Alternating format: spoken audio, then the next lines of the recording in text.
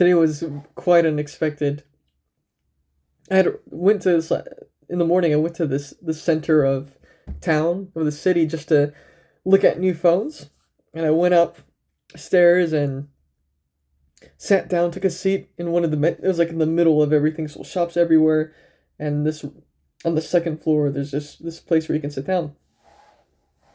And then I was approached by my new friend named Akiko, and she started showing me this newspaper.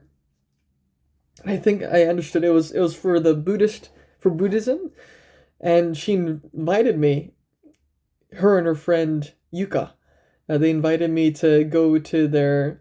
It's like a, I don't know what, I can't remember what they called it, but it was for a sutra.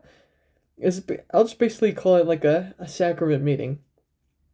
So before I knew what I was getting myself into, I just said yes. I was like, oh yeah, I thought it would be a good idea, and honestly, it was. They took me in. They even paid for my train ticket, and we drove all the way to where they worship, and a lot of people were there. And apparently today's like a holiday for all Japanese people. For women, I think it's only for women who are coming of age. Basically the equivalent to a quinceañera, I believe. And for those that turn 20, I'll need to do more research to fact check that. But we went upstairs, and they gave me, first they took me into a room to explain to me everything. This is a book that's for the sutra right here. And so this is what it looks like. They read it. It's like a rote prayer where they read through the whole thing, and then there are parts of it where you repeat it 3 times. And there's a person, the Buddha's name that you say the most throughout all this. And at the very end, there's a more personal where you don't talk. It's a silent prayer is what they call it. And that's where it becomes a little bit more personal.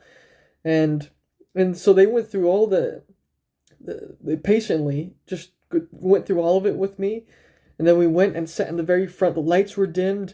And in the middle, there's this golden, how would I describe it?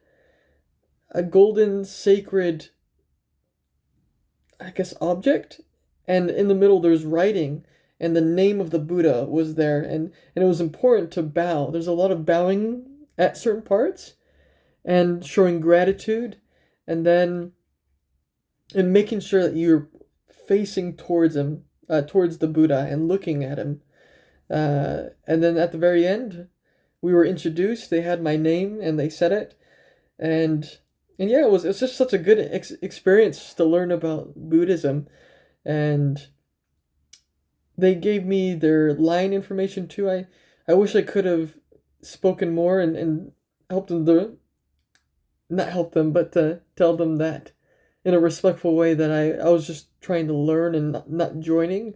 And so I got their line, and so I'll be able to share a more respectful way, because I just know from personal experience that it wouldn't go well if I tried to with my limited Japanese to, but I have a high respect for them and their religion. It was just such a wonderful experience to learn from them. I'm sure we have a lot to learn as Christians from their religion. So yeah, that's so unexpected, but now I've got some dinner I'll show you right here.